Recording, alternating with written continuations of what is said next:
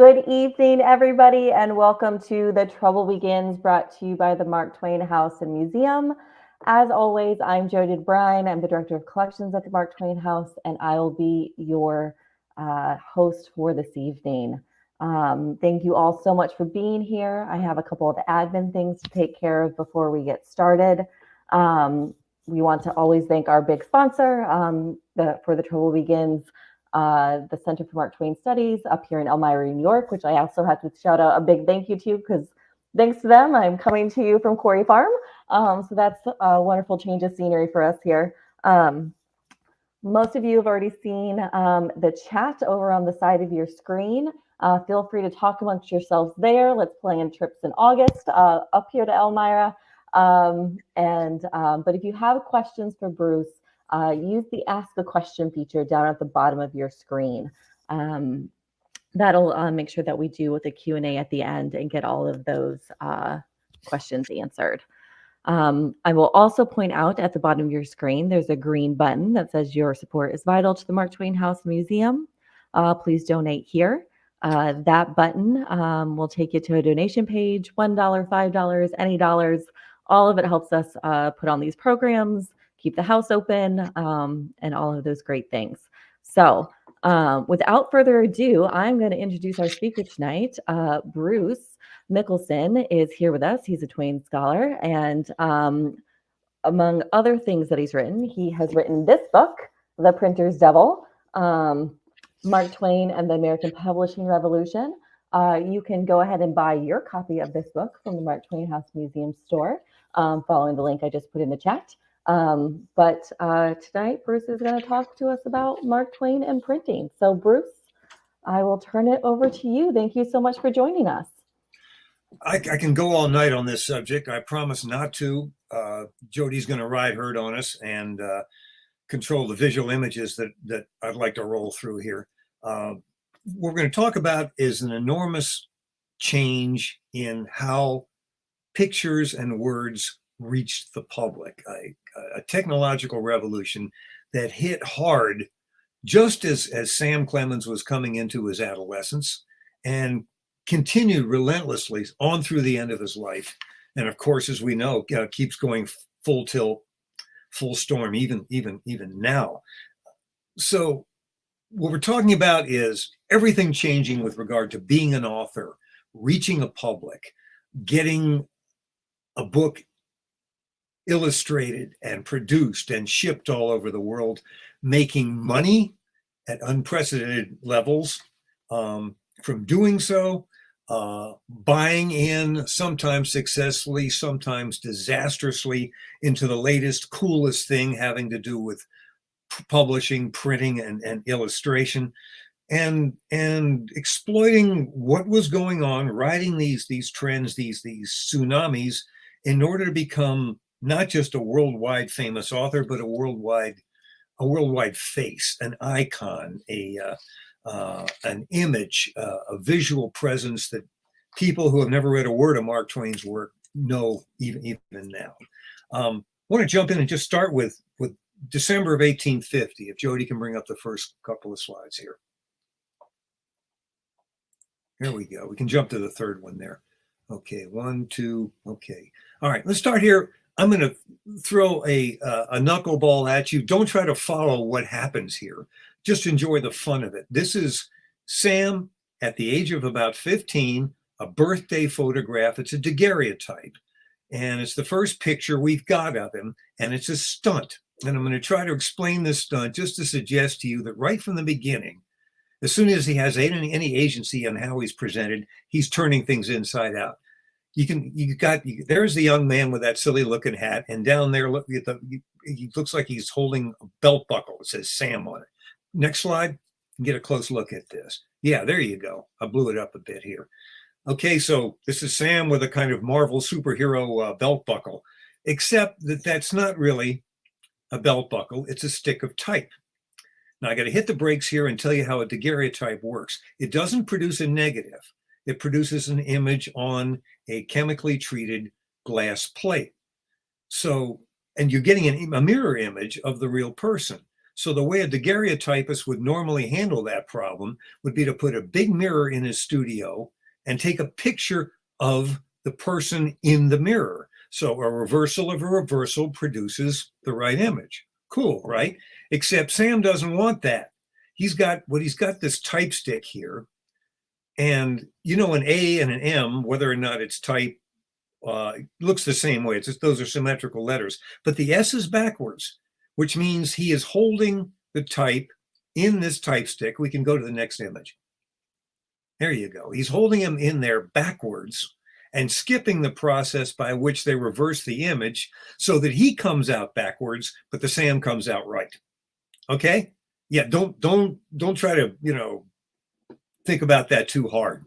But it's a somersault, and it's his first somersault with regard to representing himself. Okay, the next slide here. Okay, where is he? What is he doing? Hannibal, Missouri, 1850. He's working for his brother Orion Clemens at a print shop of the Hannibal Journal. This is the press that they're working with. This is the typical press of small town printing and publishing in the middle of the 19th century. It's a Washington hand press. Two guys working this thing very hard, knowing what they're doing, sliding paper in and out, re-inking, pulling the paper out, hanging things up to dry. If they're having a really good day and nothing breaks, can do 800 sheets in an hour. Now, this press is kind of like the Ford F-150 pickup truck of printing presses in the early and middle 19th century. It's made out of cast iron. It's bolted together. And so what you can do if you need to is take the whole thing apart, put it on the back of a wagon or a truck, take it to the next town to start a new business or get away from people who hate what you're publishing, and keep it going. So this is a popular item for small town presses. They're still out there. If we go to the next slide, there you go. There actually are these Washington presses all over the country. They're not hard to find. The Berkeley Library's got one in one of their main corridors. We've got one here at the University of Illinois that's been reworked, and we use it for fancy printing. This is there's a one in operation up at the Greenfield Village Museum at the Henry Ford. I'm not sure where this guy is, but they're easy to find, easy to fix, and easy to keep going. That's what Sam's working on. Let's go to the next slide. Just for comparison, you saw that one. Here's Ben Franklin's press 100 years earlier, okay? So it's about 1745, Philadelphia. Okay, this one's made out of wood. The other one's made out of cast iron. But you realize it wouldn't take you more than a few minutes to recognize the commonalities between what Franklin has got and what Sam's working on 100 years later. And for a real jump back to show you how things are stuck in small towns around 1850. Let's go to the next slide. That's Gutenberg's press, about 1475. It's 400 years earlier. Again, this is wood. There are obviously some differences, but it's still what they call a bed and platen press. You still yank that big crank. You put one piece of paper, one sheet in at a time. You take it out. You hang it up to dry. You do another one. You re-ink. You do all of that. In other words, in small town printing or small scale printing, there have been no cataclysmic changes when Sam is learning the printing business. Okay, next slide, however. This is what's going on down the river about 90 miles in St. Louis. In 1850, the major publishing companies, the major newspaper companies in St. Louis are running this kind of a machine. This is a type revolving printing machine. They've hooked it to a power source. It depends on where they are. Sometimes it's hooked to a horse going round and round in circles. Sometimes they have it hooked to a steam engine. There are various ways of powering, but the point is it's an automatic revolving cylinder. I don't know the safety issues with regard to those guys feeding paper into those machines. How many of them lost fingers and arms in this process? We're way back before OSHA. It was probably noisy. It was probably a mess to work with. But this thing could turn out, when everything was working right, 15, 18, even 20,000 sheets an hour, depending on how many of those levels you rigged into the machine. When Sam goes to the World's Fair in an exposition in New York in 1853, he writes back about Ho's great machine. What does this do?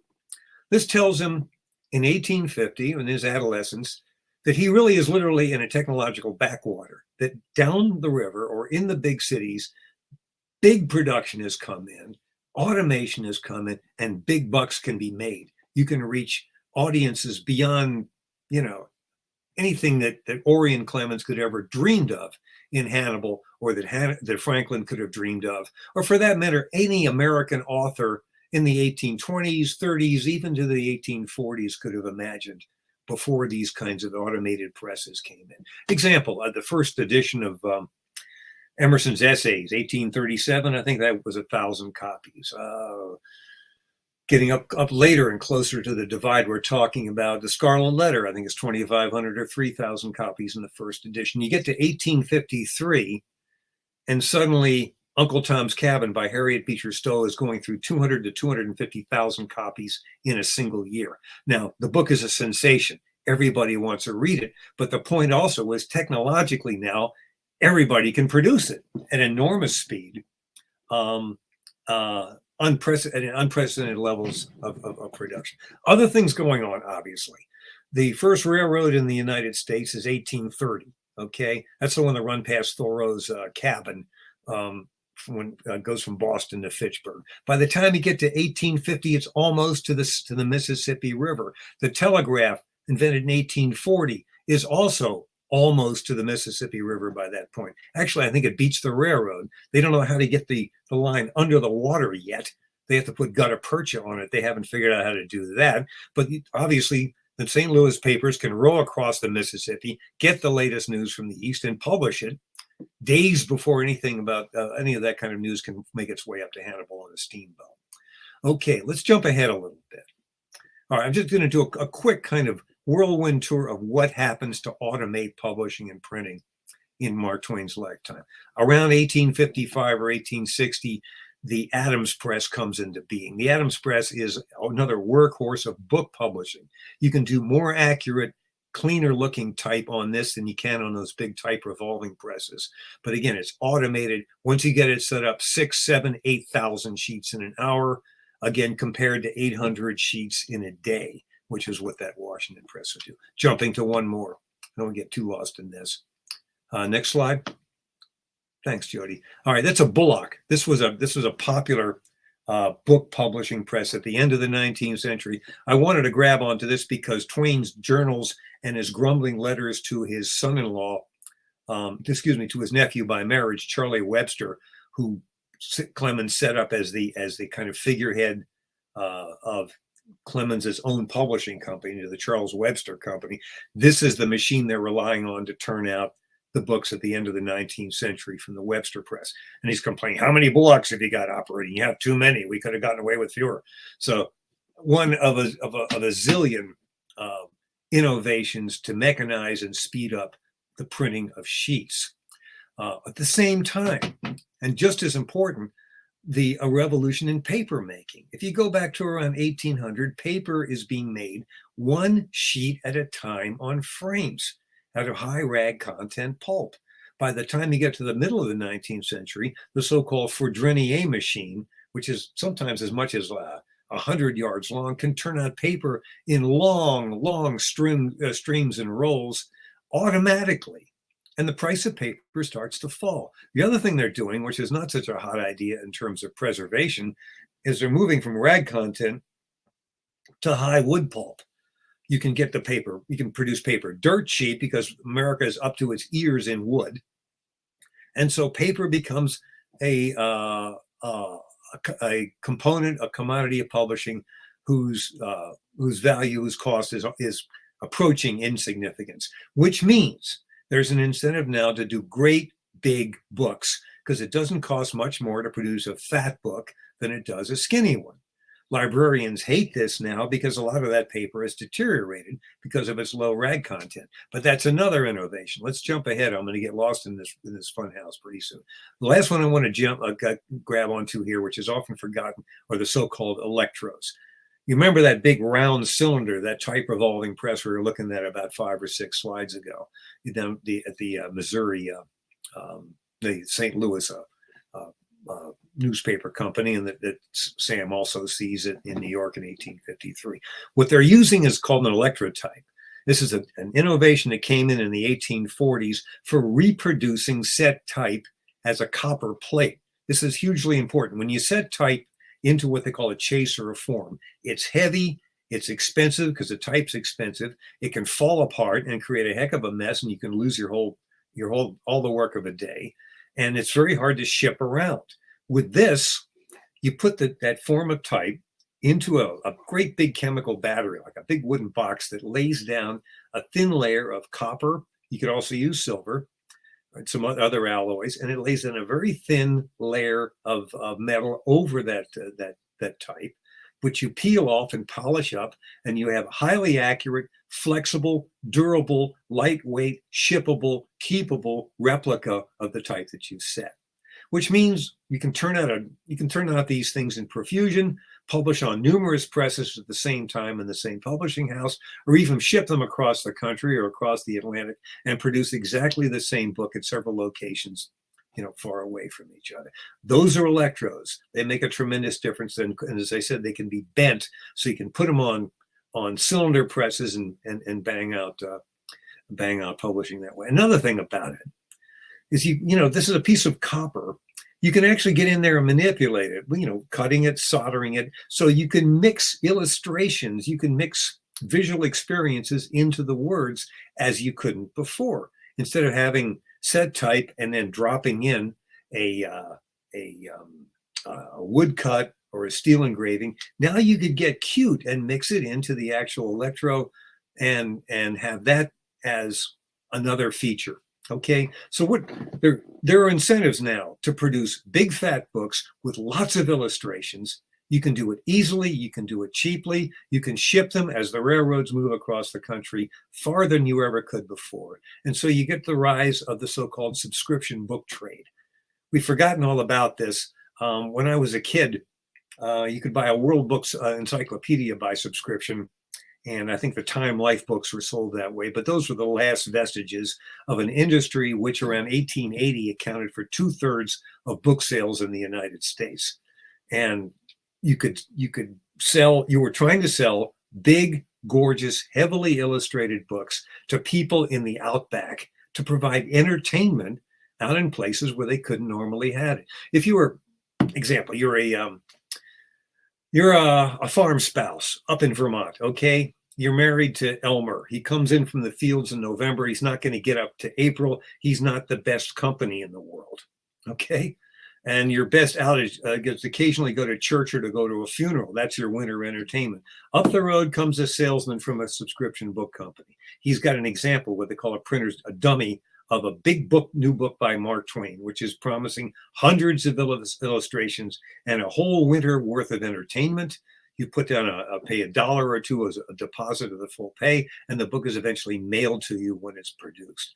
So the bigger, the more lavish, the better. Another thing these books were actually used for, when the full page illustrations, which you see popping up often in A Tramp Abroad, The Innocents Abroad, Following the Equator, Roughing It. These were often decor as well as amusement as you turn the pages of the book. In a lot of cases, you'll see that the full page illustration isn't printed on the back. That's in part for a reason. So that if she got bored and had a bare wall in her sod house in Nebraska, she could snip that picture of the Parthenon out and put it on the wall and have something to look at as she wandered around, waiting for spring to come. Okay, I'm getting too caught up in this. Let's go a little bit ahead here. Okay, something that hadn't changed, which got on Sam's nerves and vexed him all of his life and caused him to make his most famous investment of his life and brought about his most famous single financial disaster, was setting type. This is a type case of the sort that Sam worked at when he had that picture taken. He's pulling those letters, that S and the A and the M, out of those boxes and assembling them on that type stick. And as he gets phrases or lines together, they go into the form, they go into the press that way. This type case is not dramatically different from what would have been in Gutenberg's shop at the end of the Middle Ages, or in Franklin's shop 100 years before Sam. Just as a carryover kind of dinosaur expression, all of your students, everybody refers to uppercase and lowercase for letters. You want that in uppercase, not, it's a way of saying capital letter. What they mean literally, what they're referring to, whether they know it or not, is the uppercase in that setup there, in that table, was where the big letters were, and the lowercase is where the small letters were. It's one of those carryovers which has lost its connection to the realities of printing going back 500 years. Let's go to the next one. Jody, can we go to the next slide? There we go. All right. Everybody knows this story. I don't think you can get a driver's license in Hartford, Connecticut without having visited the Page Typesetter. It's become a symbol of Mark Twain's tycoon aspirations and the financial disaster, which made, a poignant chapter in the life story, and helps to make the life story in some ways a compelling novel in itself. This wasn't the final version, as it turns out. A later version was up at Cornell University, and they melted it down, I think, during World War II during the metal shortage. But this one has, Judith Lee has written about it. It has somewhere between 16 and 18,000 moving parts. I mean, it is a wonder, or if you're feeling grumpy, a nightmare of technology. It worked fitfully in short experiments.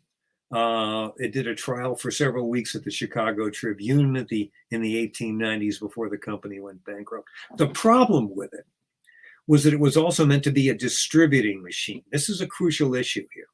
Distributing means after you've used the type, after you've hit that keyboard and little brass types have rolled down and lined themselves up and justified themselves via those raceways and all sorts of apparatus above the keyboard, you were supposed to be able to take that set type, put it back into the typesetter, and the thing, by a kind of feeling braille method, feeling bumps and other features on the back of the individual letters, put them back into the right raceways for another use. That was ferociously complicated, and it never really worked. It was elegant. It was as close as you could get to a robot, a mechanical typesetter, a mechanical version of what Sam himself had been in 1850. Next slide. No, one more. There we go. Yeah, beautiful. Okay. This is what killed the dream. Okay. There were a lot of people experimenting with typesetting machines. A German immigrant in Baltimore, Maryland, named Ottmar Mergenthaler came up with this, which Sam regarded as hopelessly crude, hot, sloppy, and just a vulgarization of the entire elegant business of typesetting. What Mergenthaler did was ignore the whole process of distributing.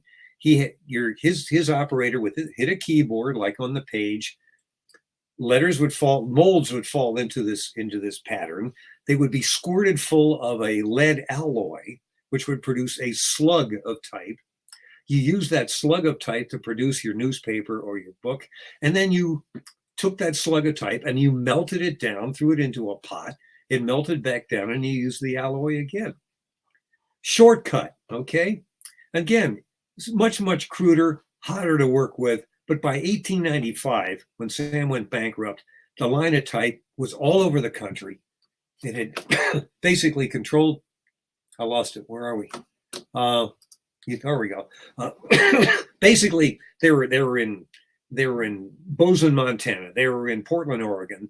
They cost a third as much as the Page, and they worked. And here's one of those situations. We've lived through those in the last 20 years, where sometimes a cruder, more straightforward technological option wins out over the more elegant one, which doesn't quite work. How much money did Sam lose in that? I think I've seen 250 or 300,000 in uninflated dollars, into the millions by calculations today. It was one of a number of investments he made in printing and publishing that didn't work. When he owned his own publishing company, the Webster Company, he had the single biggest success outside of the Bible of the 19th century with the personal memoirs of U.S. Grant, which was sold by subscription, hundreds of thousands of copies. It should have made the the finances of the Webster Company for the rest of Sam's life. But no, he went from there to signing on autobiographies by other Union generals. And over the course of the next few years, people's interest in reading General Sheridan's memoirs, General Sherman's memoirs, General Halleck's memoirs, and so on down the line dropped off. The book sold less and less well. There were more extravagant attempts at fancy and expensive publishing, which didn't sell. And by 1895, it was going down the tubes the same way that the page was. Okay, one more. Let's go ahead, one more. See if we can get out of this technology. Okay, another way he lost money. And I'm not trying to keep score against him, but he got into book illustrating too as something he thought was a place where he can exploit an innovation. He was on the Quaker City trip, which resulted in the Innocents Abroad book, with a guy named Dan Sloat. And Sloat approached him not long after that trip with an idea for a new book illustrating technology called Kaolatype, which apparently involves soft clay as a medium rather than steel or wood or something else for the engraving process. And Sam turned around and pressured James Osgood, the publisher of The Prince and the Pauper, to use Kaolatype to produce the cover and the illustrations in that book. It was clunky, complicated, didn't work out quite well. And when Sam went to visit the Kaolatype plant, it mysteriously and providently burned down the day before he got there. And so his losses on that were in the $50,000 to $60,000, again, uninflated money. And for the remaining decades of his life, Dan Sloat was on his poop list. It was one of many things he got into that didn't work out, but that was his biggest investment in trying to be a tycoon in book illustrating, as well as in typesetting. Let's give it another one here. All right, now, what difference does this make for us as we're reading Mark Twain? He loved illustrations. He wrote for pictures. He demanded pictures in the works that he controlled himself. In the case of Huckleberry Finn, he famously hired the illustrator Kemble and vetted and second-guessed the illustrations and oversaw scrupulously how they appeared in the book. And there are ways in which, in the next few minutes, I'm going to arc how Mark Twain's work moves towards, if you will, the graphic novel, something we've come to take as part of American popular culture now. Huckleberry Finn, remember, this is why I think it matters particularly for this book. Huck is telling the story himself. In one of the holograph manuscripts, the title page is "Adventures of Huckleberry Finn as told to Mark Twain." We're not sure exactly how we're supposed to imagine Huck, whether we imagine him writing it or speaking it, and Sam being there as a listener and a amanuensis. It doesn't really matter, but you have a sense from the way Huck's voice works that this is something which is kind of handmade and vernacular and pre-technological, kind of hands-on real. And the quality I get from these chapter headings, which are wonderful stunts of illustration, is that kind of sense of the handmade, of the rustic, like, I don't know, a medieval manuscript or a book produced somehow with pen and ink and parchment before the presses ever came in. So these are a couple of famous chapter headings. You take a look at the one. This is the one where chapter 17 is where Huck's washed up on shore, having been separated from Jim. He's at the Grangerford household. He doesn't know where he is yet, and you got this as the opening here. Who's there? I said, it's me. Who's that? George Jackson. But if you look up on the top, you know, it's very cute. We got this guy standing against the wall saying, "Who's there?" And he had the inn kind of floating in the darkness of that window, which is a trick with the Electrotype, whereby they've taken this illustration and managed to sort of solder and polish it into the print on the electrode with a very neat effect. Over here, you got something similar in chapter 27. You see that hanging like a signpost for lemonade on that tree there? It's cute. It's not something you have to say aha about as you're reading through the book, but it's kind of an aesthetic or a subliminal effect that frankly I very much appreciated as I roll through these pages. And it raises my concern, to put it mildly, when scholarly editions were produced in the 20th century, which immediately decided to take all the illustrations out, that a true scholarly MLA approved book should have no pictures in it at all. That's not the way Mark Twain wrote. That's not the way he expected to be read.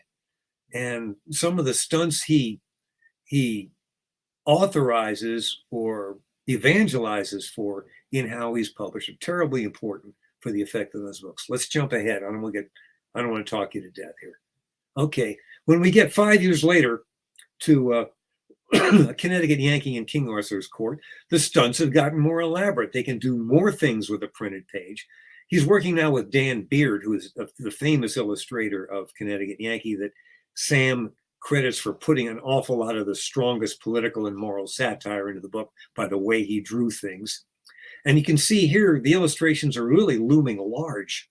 They're full page ones, and there are ones where there's as much picture on the page as there is prose. There's one I don't have a picture of, a 2-page illustration of a charging knight, and the prose goes sort of up and around and all through that guy. This is wonderful stuff, again, suggestive of a lavishly illuminated medieval manuscript. But you're also moving to a point where you can enjoy the pictures, maybe not as much as the book, but it's certainly a huge component to it. And it's very much what Mark Twain wanted to have happen. Okay, let's jump ahead a little bit more. Okay, now as we get into the turn of the 20th century, there are things going on in Sam's personal life which seem to be slowing him down as a writer. He's having more trouble turning out long-form prose. One of the reasons that The Mysterious Stranger, when it was published after his death and then published more accurately 50 years after that, stuns Mark Twain scholars and readers, is it is a long-form sustained story of a sort that he was not putting out, that was not hitting print in the last decade of his life. Once you get beyond Pudd'nhead Wilson, which is a short book in itself, the prose gets shorter. And one of the ways that his publishers compensate for that is they start ladling on the illustrations. And in the case of Extracts from Adam's Diary, which, is a short, very playful work from 1893, he went back to an an old friend illustrator named True Williams. It's kind of a sad case. Williams was an enormously talented artist. He spent most of his life doing basically glorified hack work for books, journals, and things like that. Never made the breakthrough as an artist, and died young and broke. But in any case, True Williams comes up with this stunt. And again, there's a technological substrate here, which I can't go into because I only understand it incompletely. But look what he's got going here. These are illustrations in a paper book. But what he's got going with regard to texture and with regard to what he's doing with line in these illustrations is he's giving you illustrations which are kind of, how would you describe them? A mix between a Sumerian cuneiform tablet and an Egyptian hieroglyphic, or to jump ahead to an anachronism, Fred and Wilma Flintstone. A kind of cartoonish idea of Stone Age man here and his Stone Age wife. It's a lot of fun, and if you can get an edition of Extracts from Adam's Diary, which has these illustrations in it, you're in for a better time even than reading it in prose. The book is literally half illustrations. There's an illustration on every facing page all the way through. So that was a way of fattening the book up to publishable levels. Now, when he moves to the companion work, let's go to the next one. This is Eve's Diary, 1905. Now, what's happened? A year before, after a long illness, Olivia Clemens is dead. Okay. He has also lost his daughter, Susie, often, described to be as his liveliest possibly his favorite daughter. I don't know, go into that, but these were two huge losses. He's gone bankrupt.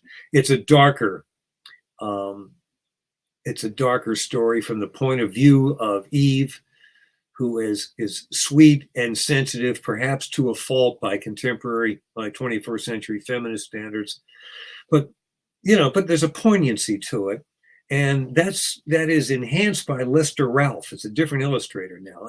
And Ralph is doing illustrations that look like this. Now, Ralph is paying attention as an illustrator to what's going on in the arts. And two figures that are looming in his imagination are William Morris and Edward Burne-Jones, two of the most important pre-Raphaelite illustrators who have moved towards this kind of neo-medieval, highly woodcutty, posed, but illustration with quite simple lines. The meaning of pre-Raphaelite was we're going back to a kind of art before Raphael screwed it up. I happen to like Raphael, but they were admiring the frescoes of the Quattrocento in Florence and the illustrators up until the Renaissance began to get, from their perspective, too ornate. So it's a very different feel. And again, there's an illustration on each facing page in Eve's diary. So we really do have, in many ways, a graphic novel taking shape here. Next slide.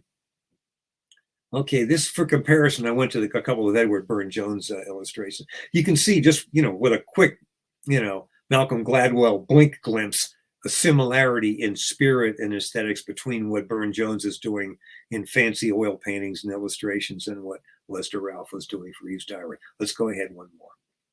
Now we get to another revolution, and this is both crucial to the promulgation and perpetuation of Mark Twain's own image into the 20th and 21st century, but it's also it's also a boost and at the same time a challenge to Mark Twain as a political and moral writer.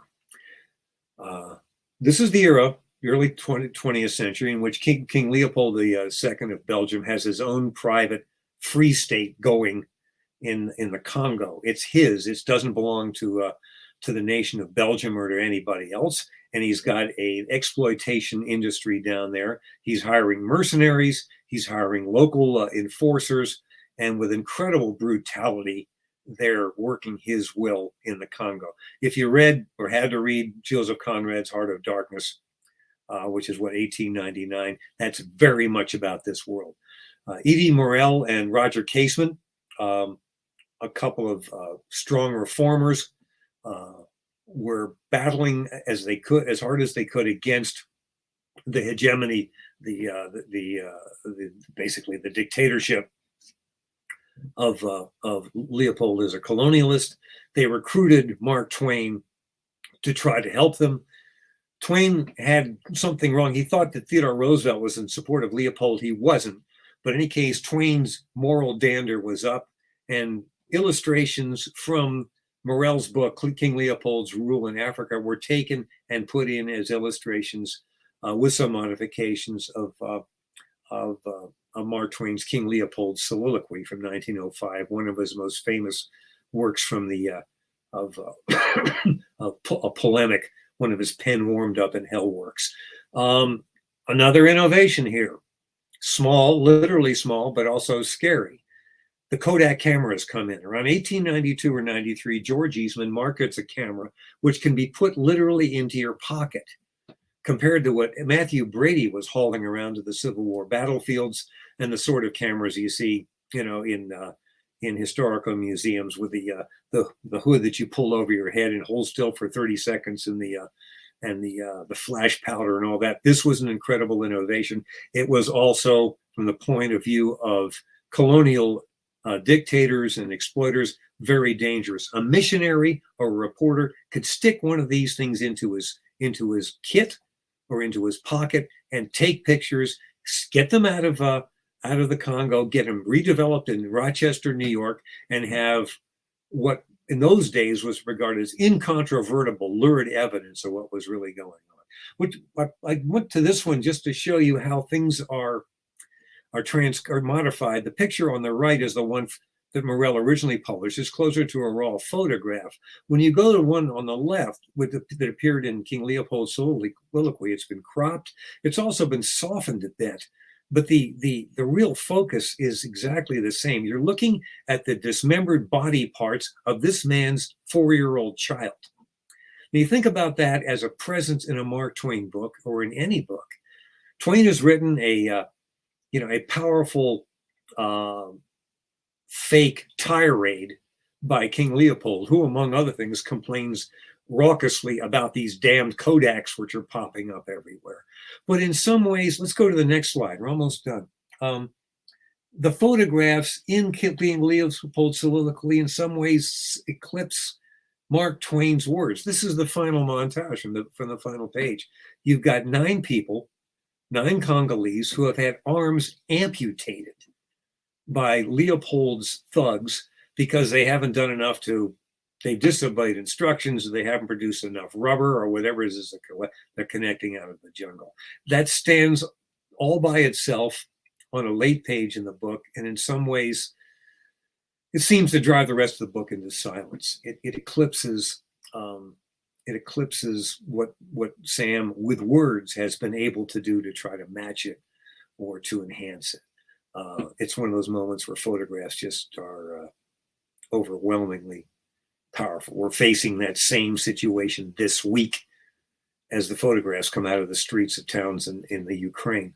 They don't need any commentary. We don't need to hear voiceovers to see what we're looking at. It hits home in that same powerful way.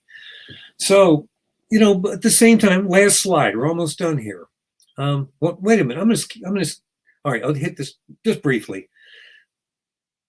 There are moments where Twain's illustrators boost and enhance complex themes in his works, and there are moments where they just completely screw it out. A quick comparison. Pudd'nhead Wilson, as most of you know, is a very rich and in many ways conflicted meditation on race as a political and cultural construct that, the focus of the story, in many ways, the tragic figure at the middle, Roxy, is 1/16 African. She sees herself, and the world of Dawson's Landing sees her as 100% Black African, and there's no way out of that trap because of the political and cultural construct of Blackness.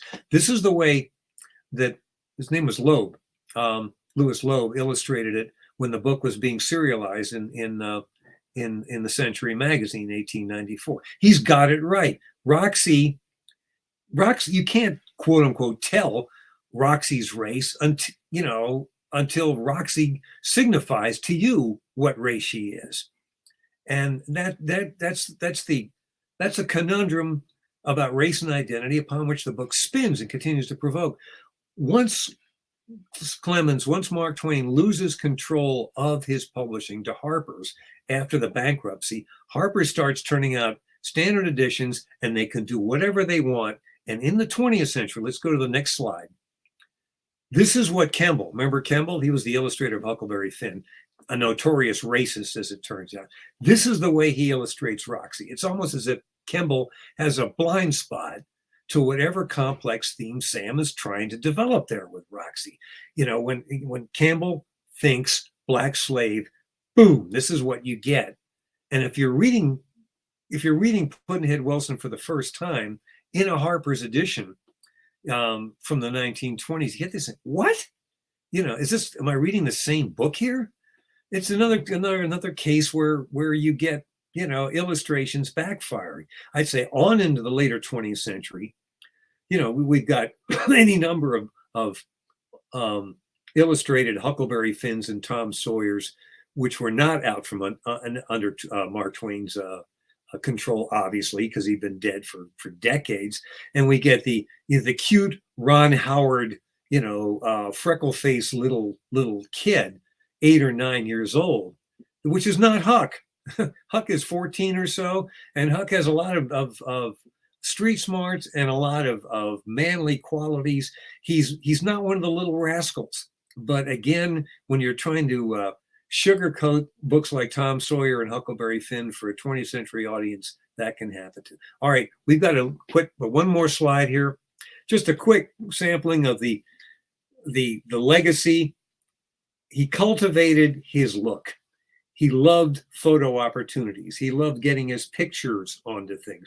When he produced a patented scrapbook, he made sure his mug was on that cover. When we sold his name for the cigar business, there he is. Flower, fountain pens. Even people who pirated his name made sure to use his mug on their publicity. The Mark Twain face, which looks at you from billboards. I saw him in front of made out of molded paper in front of a pizza parlor in New Orleans a few years ago. He's everywhere. Everybody knows what he looks like. And in great part, it's because photography came in as something that was easily done and transcribable to paper. And he was careful in seeing to it that his picture was out there. And that's part of the long-term legacy. So when we talk about Mark Twain, we talk about the genius as a writer. We talk about the businessman. We talk about the celebrity. We talk about the man who saw book or print and pictures as part of the same kind of rich cultural experience. It's part of the big whirlwind which keeps us coming back to Sam Clemens again and again. I better stop there and see if we can get some questions before everybody goes to bed.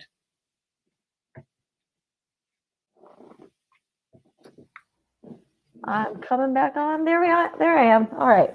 Thank you so much for that, Bruce. That was really, really interesting and really cool. And just, I don't know, a great overview of this whole printing process and everything that goes into it. So we do have a few questions.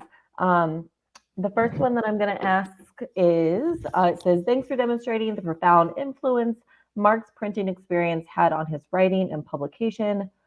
We can think of other predominant authors with related experiences, notably Benjamin Franklin, but I'd also offer Connecticut-born Civil War composer Henry Clay, who apprenticed under Elijah Greer in Hartford and often did printing jobs later in his career as well as design covers and his music. Do you know anything about Henry Clay and his relationship with these publishers and everything? About Henry Clay, I know nothing. I think Sam's success in getting himself out there as a newspaper front page icon from the 1880s onward, and his dedication to getting his mug not just into his books. Give me a second here.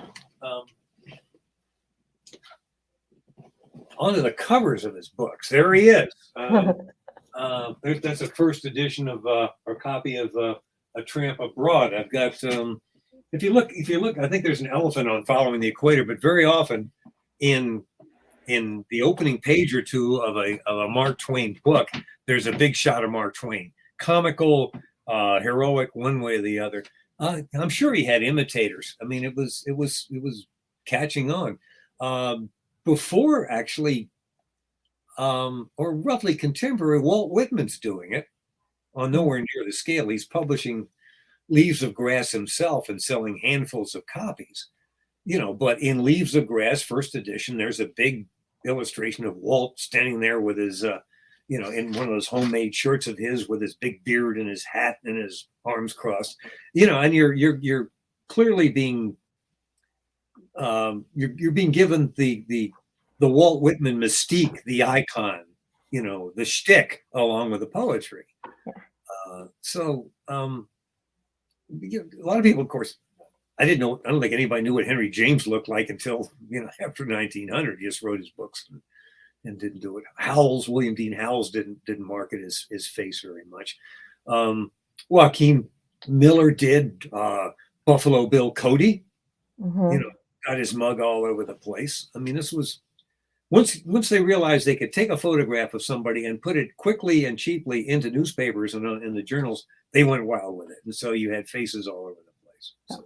I will make a correction to the question I just asked. I said Henry Clay's works, and it's actually Henry Clay Work is the name, if that makes a difference in your answer. No, that doesn't help either. Gilded age is fast, Jody, and there's plenty of limits. So many people, yeah. So this one says, I'm getting ready to purchase your book. Do you touch on the relationship with George and later William R. Hearst? No, I don't. No, there's enough. The story of Sam's entanglements with printing and publishing take up, what is it, 300 odd pages of that thing. Yeah. Yeah. Yeah. I had to get into, of course, William Dean Howells, Edmund Stedman. He hired. I feel like I'm dodging the question, but it's worth. One of the ways he went bankrupt. He managed to bankrupt the Charles Webster Company, is he wanted to produce the Library of American Literature, which I think came to 12 giant volumes.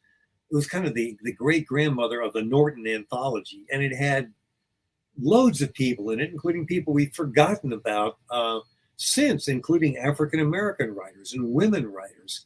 And he hired Edmund Clarence Stedman, who was a famous New York literati who knew all the big names in American literature at the time. And he put together this beautiful book, but the problem was the cost of it. It cost more than a carriage bought from the Sears catalog when it finally came out. It was, the price was sky high. They had to sell it on monthly installments. It never made any money. But there was another person he brought into it. Again, I ducked that question. No worries. No worries. But buy his book. I put the There's a link lot about Clemens in times. there. The other guys you got to read about. So this one says, this is a huge topic, but could you talk a bit more about Mark Twain's use of illustrations to develop his own iconography over time? Any anecdotes about how he interacted with illustrators working on representing Mark Twain? On representing himself. Mm-hmm. I forgot the name of the guy. There was a German sculptor that he championed for a while, that he commissioned to do a bust, and then had heliotypes of this bust represented like a figure from in a Hall of Fame, and on the front of a couple of his books. Am I hitting the right subject here? What we're talking about? I think so. Okay. He hired the most bass-backward thing that he did in terms of showing how important illustrating was. He wrote when he was in Paris to Alicia Bliss, who was the subscription publisher that he was working with, on the book which was going to become A Tramp Abroad. And he was trying to get Bliss to send him several $100 to hire True Williams to do the illustrations for the book before Clemens had even started writing the book. And Clemens single-handedly picked out Kemble to be the illustrator for Huckleberry Finn, and he carefully vetted all of those illustrations. Kemble was on a very tight leash, and so it went from Kemble to Charlie Webster to Sam, and then back to Kemble, and there was a complicated process there. Once he got control with his own company, he was really kind of a tyrant over what appeared in there visually. Earlier on, with The Innocents Abroad and Roughing It, he's working with the American Publishing Company, which is the largest subscription house in the country at that time. And they're a little sketchy. Beverly David, who is now gone, was doing a study of the pictures in Mark Twain's early books. And Bliss and the American Publishing Company would hire illustrations, but they would also pirate illustrations. They go grab some other book and yank something out and put it in there. In some cases, literally scratching out the name of the person who did the illustration originally, and putting that in. Edward Whymper, who was the mountaineer who was one of the first guys to climb the Matterhorn, who lost 5 or 6 guys on disastrous expeditions, did a book called Scrambles Among the Alps. And there are a couple of Whymper's illustrations in A Tramp Abroad, which are by Whymper, but they've been pirated, wholesale. Piracy went on a lot, not just with pictures, but with words. And one of the reasons we finally, in the United States, signed an international copyright agreement was that Clemens himself was getting clobbered. Yeah. in the 1880s, and he was screaming bloody murder. And we finally signed what was called the Chase Act, which made for a kind of parity between American writers and publishers and their European counterparts. To go back to how easy it was to do stealing with those electrodes, I showed you the copper plates, the electrotypes. Mm-hmm. It would be perfectly easy for a company making electroplates for a publisher to keep going after hours, knock out a few more copies, and sell them to somebody else, which is one of the reasons why a pirate edition of Tom Sawyer comes out in Canada a month before it's released in the United States. Somebody has done electros of the plates for Tom Sawyer, taken them across the border, and this sketchy outfit up there, and Twain goes ballistic about that. But conversely, when Twain sees Dickens on Dickens's lecture tour of the United States, Dickens draws thousands of admirers, and Dickens is furious because he's hardly getting a dime from any of that popularity because we are reading Dickens in pirate editions here. And so, this all had to be straightened out at the end of the 19th century. And Twain screaming bloody murder was one of the reasons we finally signed on. We finally had a celebrity author who was getting clobbered this way. Right. So going off of that, the question is, did Clemens' obsession with copyright issues connect to printing and illustrations? Obviously, yes. Did he try to control how the two would be presented in the future? Do you have anything to add to this conversation on copyright? Well, we do know, of course, with the autobiography, Mm-hmm. that he left pretty strict instructions that nothing there was to see the light of day until 100 years after his death. That wasn't completely followed. Some of his literary executives went in and pulled a little this out and a little that out. So Albert Bigelow Payne found some nice stuff, and Devoto found some stuff. But by and large, he had a kind of a mortmain control over that.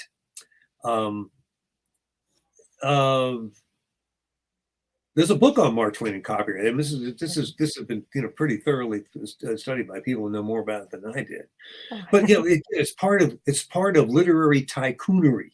He didn't want to just be a writer. He wanted to be a publisher. He wanted to be the Microsoft of typesetting. He wanted to be the I don't know, he wanted to be the boss of illustrating. He was hanging out. This is one of the paradoxes about his identity. We know he raged about rapacious capitalism, that he attacked robber barons and all of that, but he liked that company. He didn't mind being friends with Andrew Carnegie. He didn't mind it at all when Henry Huddleston Rogers, who was I think a senior vice president of Standard Oil, who had been investigated by Congress twice, stepped in and straightened out Twain's financial affairs and got him the deals which assigned copyright to Livy away from him, and created the Mark Twain Company and got him out of bankruptcy. So we all have these kinds of, I shouldn't be so general. It's not unusual for people to have these dualities.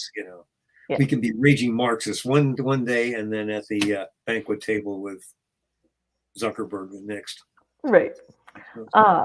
This question says, I recall Twain drawing a sketch of himself in A Tramp Abroad. How closely did Twain work with his illustrators, particularly with Dan Beard? Excuse me. With A Tramp Abroad, he did some gag illustrations in there in some ways to make fun of his own ineptitude and to give a kind of an authenticity to the book.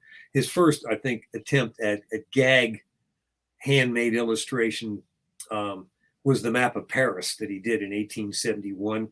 The Prussian army was laying siege to Paris, and the papers were full of all sorts of battle maps of how things were going.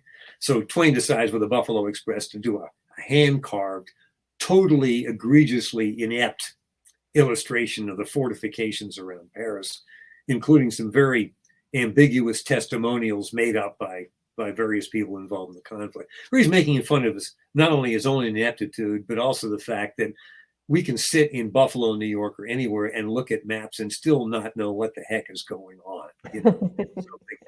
We can kid ourselves that we're seeing the truth when we really, we can't make hide or hair of it. So yeah, then he did a few illustrations as gags in A Tramp Abroad. There's a couple of others he threw in him, because he was notoriously and playfully inept as an illustrator. With regard to Beard, the way he describes that relationship, he said, he said Beard did the rest. In other words, he described the book in a couple of places as a kind of a collaboration between Dan Beard and himself. Apparently had enough trust in Beard and enough trust in Beard's skills as an illustrator, and also in his political empathy with Twain, for Beard to sort of run with it.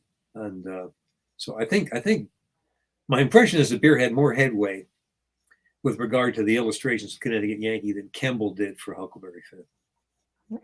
And then when you get to, go ahead. Oh, sorry. No, finish. No, when you get to the first edition of Pudd'nhead Wilson, you have those strange little cartoon figures in the margins. Part of that is to stretch the book out. The print only runs down the central column because it's a fairly short book. But those illustrations were thrown in by APC, and Twain wrote in, I think they're just lovely, but apparently he didn't have any agency over what went into those pictures. That was a point where he was beginning to lose grip, interest, that full kind of dominion over everything that came out under his hand. So we have one more question for you. It says, could you comment on the stereotype process and its impact? Stereotype actually predates Electrotype. Stereotype used, I think, molded plaster. And the Electrotype breakthrough was using a chemical battery. So you didn't have to make molds. The battery itself would lay down this thin layer of copper. My impression is stereotypes weren't flexible in the same way that Electrotype was. With Electrotype, you could keep them forever. You could stack them up in a warehouse, and if you needed another printing of something, you just went and got it. You didn't have to hire typesetters to reset everything. Now, battles broke out there. Twain, again, a man of the people, was also ferociously anti-union. And we have tirades, particularly about typographer unions, and particularly about what was going on in England, that the British Typography Union refused to use, in many cases, with Chatto and Windus, electrotypes that were being shipped in from the States. No, this is England. We're going to do it ourselves. We're going to reset, and it's going to cost you $1 million. So this was sometimes a source of friction because it was putting people out of work. And again, the stereotype's another one of those words that hangs on like uppercase and lowercase. Oh, it's a stereotype. Stereotype literally means a copy of a set type. Now we don't know what it means. We throw it around if we don't like the way somebody's characterized on an HBO show. Oh, that she's a stereotype. Okay, this is just one of these orphan words that we really don't bother to stop and think about. That's way off the subject. Yeah, that's what I can give you. Oh, awesome. Well, thank you so much, Bruce, for joining us tonight. This has been a great presentation. And I will note that the last question is a little bit more for me than it is for you. But if everybody's interested in printmaking and I guess illustrating Mark Twain's words, we have a wonderful exhibit going on at the Mark Twain House right now through January. It's the evocative Mark Twain inspires the printmakers network of Southern New England. We have 18 artists with fabulous art in our gallery right now. They'll be doing lectures to talk about their process. We have hands-on workshops throughout the whole year. So I'm going to drop a link in the chat. Takes you to our event page. You can sign up for all of those. Thank you again, Bruce, for coming on and being one of our Trouble Begins speakers. It's such a pleasure to meet you and hang out with you for the last hour. So this was a lot of fun. I'm just actually, to confess, you're safe. I'm just getting over COVID, so I'm glad I'm on an upward roll right now. I was able to keep this going. Us too. Well, right. Feel better, and thank you everybody who came, and we'll see you at the next Trouble Begins. Thanks a lot, Jody. Bye-bye, folks.